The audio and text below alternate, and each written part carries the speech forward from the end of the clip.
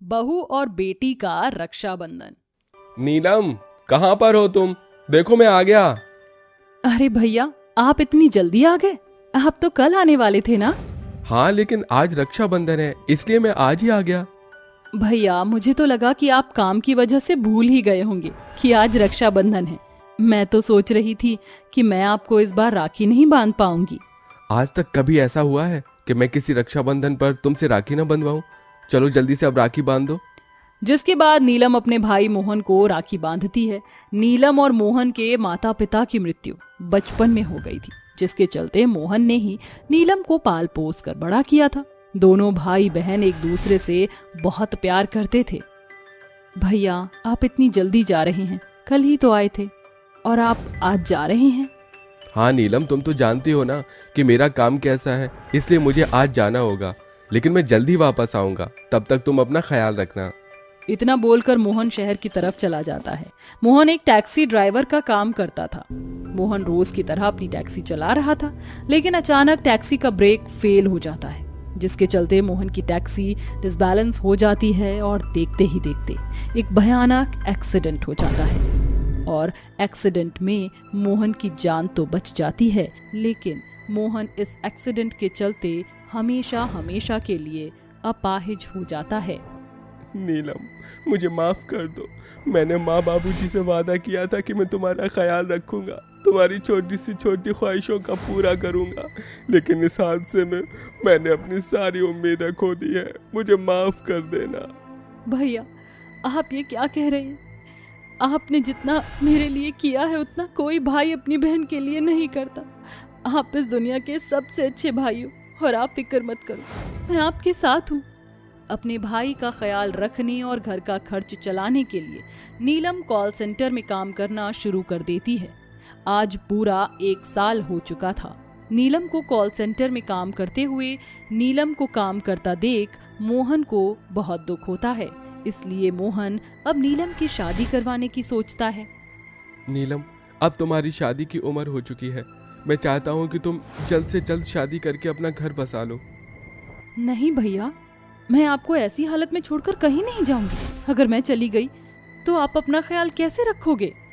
नीलम, तुम मेरी फिक्र मत करो, भगवान है मेरे साथ। बस तुम अब अपना घर बसाओ, यही मेरी आखिरी ख्वाहिश है। अपने भैया की आखिरी ख्वाहिश को पूरा नहीं करोगी क्या? भैया, आप ऐसा क्यों बोल रहे हैं? आप जैसा कहोगे मैं वैसा ही करूंगी। नीलम को शादी के लिए हाँ करते देख मोहन बहुत खुश हो जाता है।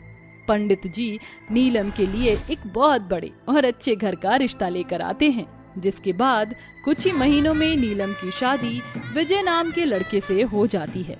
और शादी के बाद नीलम अपनी घर गृहस्थी की जिंदगी को बहुत अच्छे से निभाती है, लेकिन नीलम की सास रुक्मणी नीलम को कुछ खास पसंद नहीं करती थी।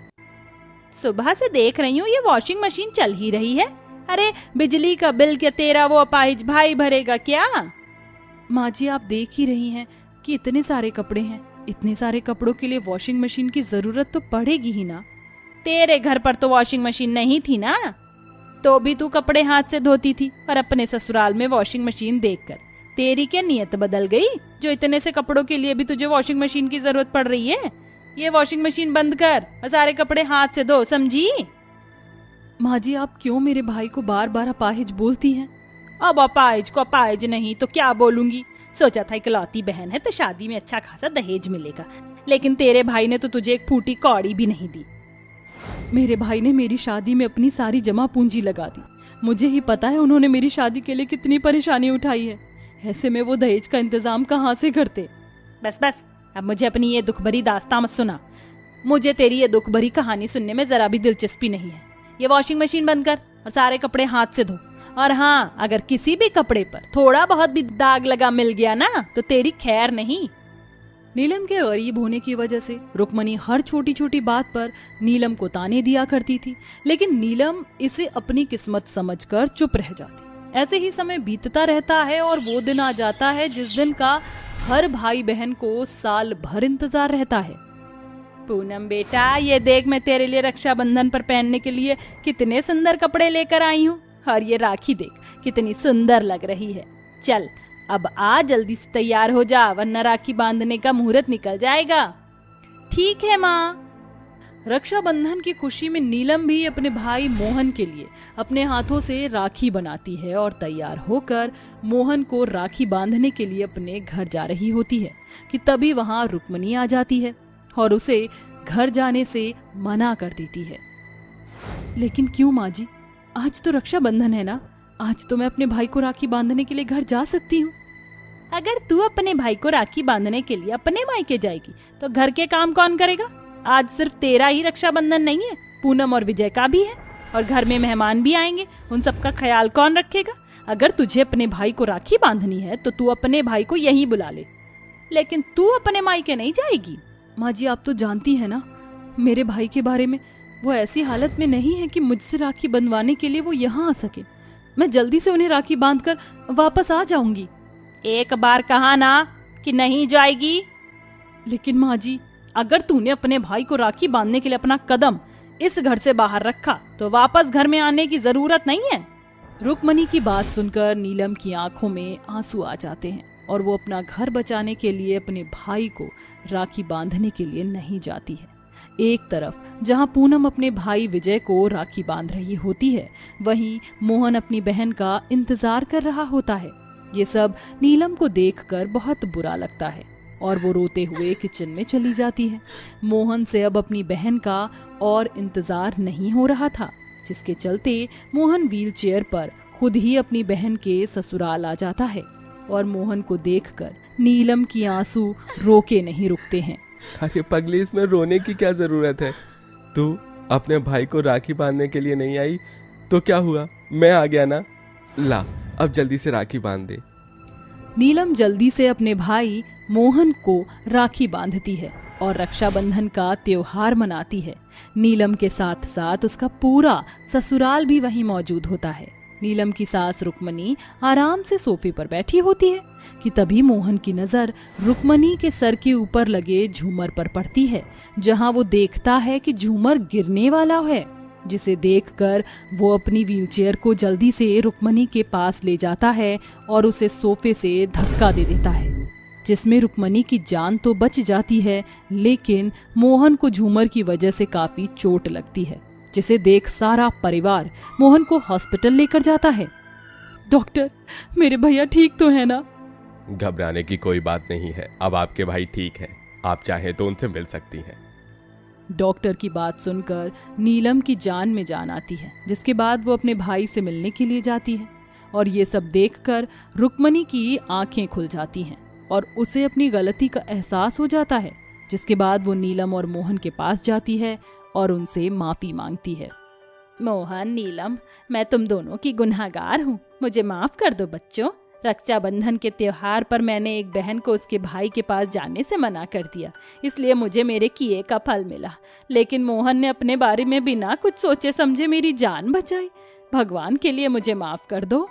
रुक्मणी की आंखों में पछतावे के आंसू देख नीलम और मोहन दोनों ही रुक्मणी को माफ कर देते हैं, जिसके बाद रुक्मणी अब नीलम को उसकी गरीबी का ताना नहीं देती और रुक्मणी अब अपनी बेटी पूनम और अपनी बहू नीलम दोनों का हर साल मिलकर अच्छे से रक्षाबंधन बनवाती है। राजू, पिंकी, ये लो तुम्हारा स्कूल टिफिन। अपनी माँ के हाथों से टिफिन लेकर राजू झट से टिफिन को खोलकर अंदर झांकता है। ये क्या माँ, आज फिर से आपने अचार रोटी दिया है, मुझे ये नहीं खाना।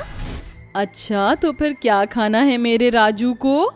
माँ, मुझे 10 रुपए दे दो ना, मैं और पिंकी मोमोज खाएंगे। आपको पता है स्कूल की छुट्टी होने पर सभी बच्चे स्कूल के बाहर मोमोज खाते हैं। मेरा और पिंकी का भी मोमोज खाने का बहुत मन करता है। हाँ माँ, 10 रुपए दे दो ना, हमें भी मोमोज खाना है। अपने गरीब मासूम बच्चों की आंखों में मोमोज खाने की ललक को देखकर आरती की आंखें छलछला जाती हैं। अब मैं तुम्हें कैसे बताऊं मेरे बच्चों कि तुम्हारी इस माँ के पास तुम्हें देने को 10 रुपए भी नहीं है। एक बार फिर पिंकी उम्मीद लिए अपनी माँ का आंचल खींचते हुए कहती है, माँ 10 रुपए दो ना। इतने में आरती की सास गंगा वहां आकर अपनी साड़ी के फटे आंचल से राजू और पिंकी को 2 रुपए देती है।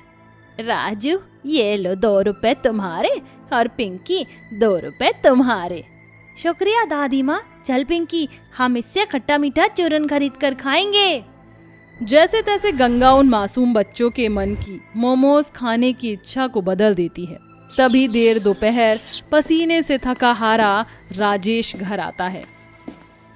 अजी आ गए आप? हाँ राजू की माँ, ये लो, आज दिन भर में सिर्फ 100 रुपए ही कमाया है। एक गरीब को रोजी रोटी कमाने के लिए क्या कुछ नहीं करना पड़ता, और गृहस्थी चलाने के लिए गरीब राजेश भी दिन भर कड़ी धूप में सड़कों पर भूखे प्यासे रिक्शा चलाया करता था। और कमाए गए 100 रुपए से आरती थोड़े चावल खरीदकर बचे खुचे पैसे से सब्जी खरीदने बाजार आती है।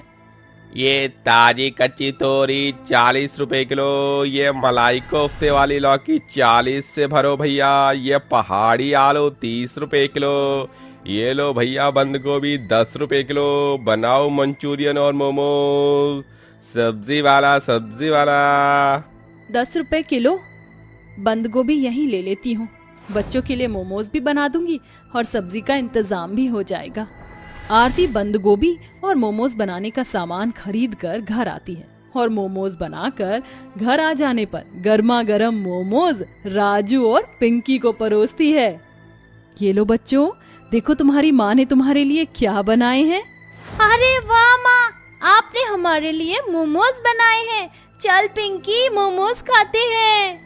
अरे वाह माँ, आपने कितने तीखे और टेस्टी मोमोज बनाए हैं, खाकर मजा आ गया।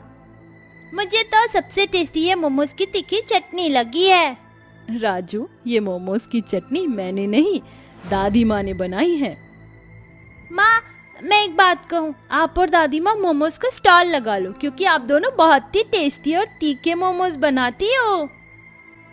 माँ जी, राजू ठीक कह रहा है, क्यों ना हम दोनों सास बहू साथ मिलकर मोमोज का ठेला लगाएं। इससे हम भी 2 पैसे कमा पाएंगे और घर चलाने में राजेश जी की मदद कर पाएंगे।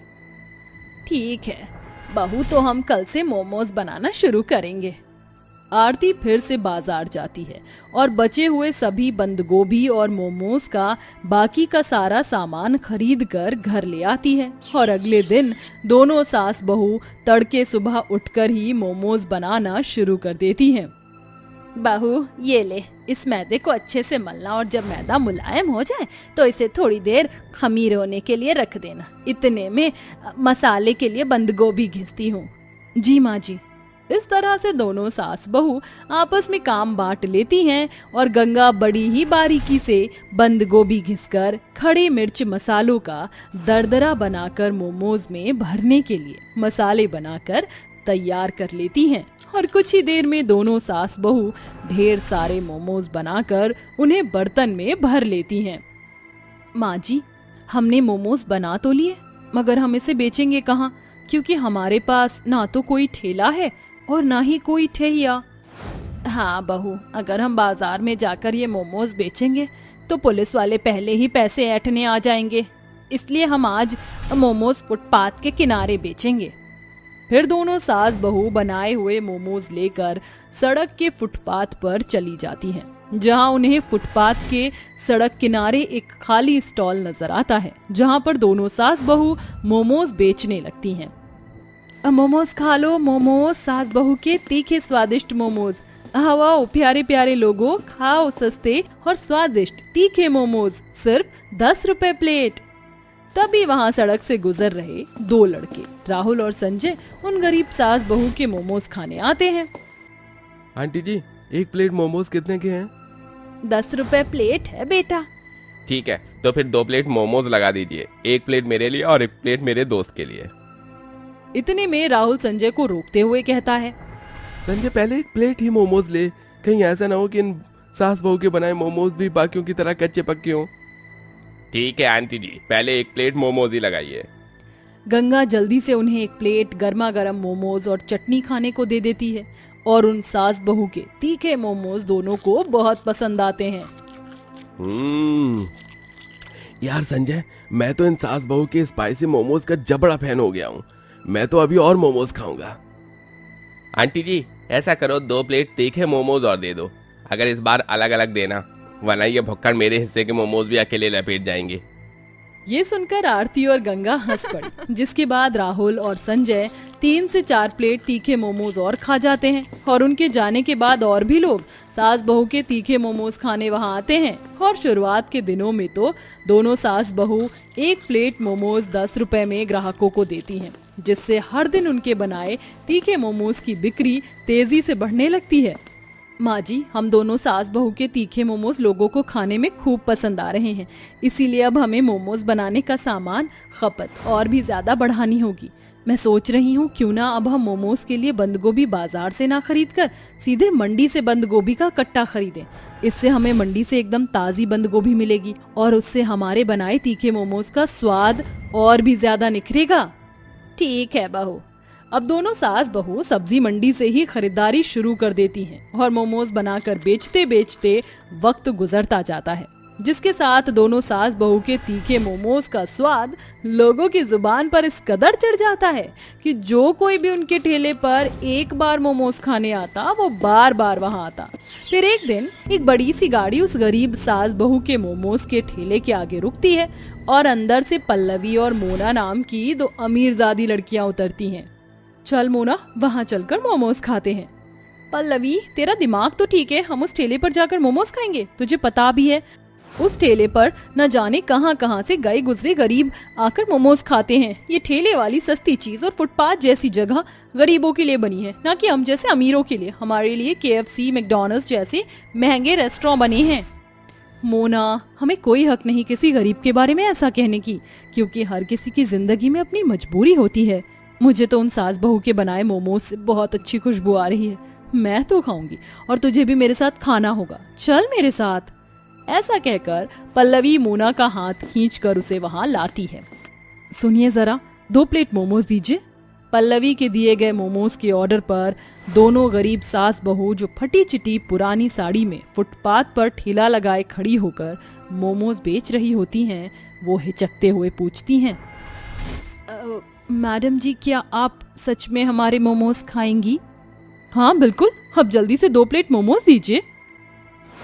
ठहरो जरा, और मुझे पहले ये बताओ, कहीं तुम दोनों सास बहू कल के बचे बासी मोमोज तो नहीं बेच रही हो? मोना, ये तो क्या बोल रही है? पल्लवी, तुझे नहीं पता, मगर मैं इन जैसे गरीबों को अच्छी तरीके से जानती हूँ। ये सड़े गले चीजों का इस्तेमाल करके ये सब बनाते हैं, तभी तो सस्ते में बेचते हैं। ये सुनकर दोनों सास बहू की आंखों में आंसू आ जाते हैं और गंगा हाथ जोड़कर कहती है, मैडम जी, आप हम गरीब सास बहू को गलत समझ रही हैं।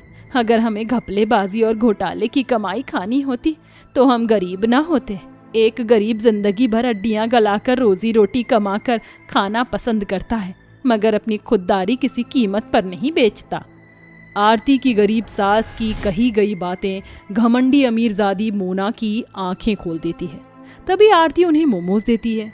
एक गरीब के बनाए मोमोज का अनोखा स्वाद चखकर मोना कहती है, माँ जी, मुझे माफ कर दीजिए, आप दोनों ने सच में बहुत स्वादिष्ट, तीखे और टेस्टी मोमोज बनाए हैं। अब मैं हमेशा आपके यहाँ ही मोमोज खाने आऊंगी, वो भी अपने सारे फ्रेंड्स के साथ। उस दिन से गरीब के साथ साथ अमीर लोग भी उन दोनों सास बहू के मोमोज खाने के लिए उनके ठेले पर आने लगे, क्योंकि ये गंगा और आरती के तीखे मोमोज का जादू था, जिसने कुछ ही समय में बड़े स्तर पर मोमोज के स्वाद से लोगों का दिल जीत लिया था। और अब सास बहू को मोमोज बेचकर खूब आमदनी होने लगी और उस कमाए गए पैसों से वो अपने परिवार के लिए एक पक्का और बड़ा घर बनाकर खुशी खुशी रहने लगती हैं। वहीं अब राजू और पिंकी को भी किसी भी चीज के लिए तरसना नहीं पड़ता था।